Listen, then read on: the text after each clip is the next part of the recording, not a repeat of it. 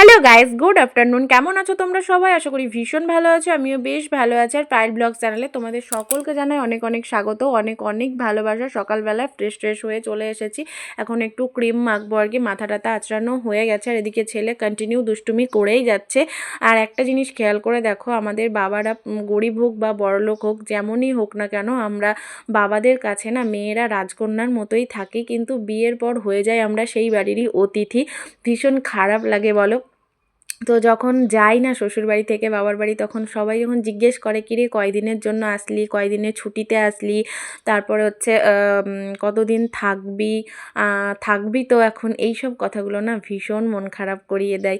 তো এখন চলে এসেছি ছেলেকে নিয়ে, আমি একটু দোকানে যাচ্ছি আর কি। ছেলে হচ্ছে কালকে রাত থেকে তেমন কিছু খায়নি, আর ভাত টাত খাচ্ছে না, ঠান্ডা লেগেছে তো তো সেই কারণে আমি সকালবেলায় একটু ম্যাগি করে দেবো।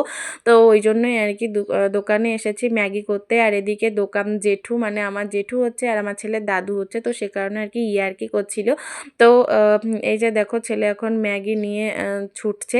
আর সকালবেলায় উঠে আমার দাদার কাছ থেকে একটা বেল পেয়েছে, তো সেই বেলটা নিয়ে, মানে বেলটা কোনো সময় ছাড়ছে না। ম্যাগিটা হয়ে গেছে, খাওয়া হয়ে গেছে, তবুও বেলটাকে ছাড়ছে না। তো দেখো এদিকে দুটো ম্যাগি বসিয়ে দিয়েছি।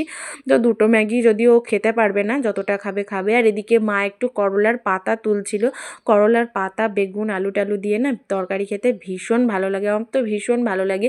আগে আমি তিতো তরকারি খেতামই না, বাট ইদানিং আমার ভীষণ ভালো লাগে।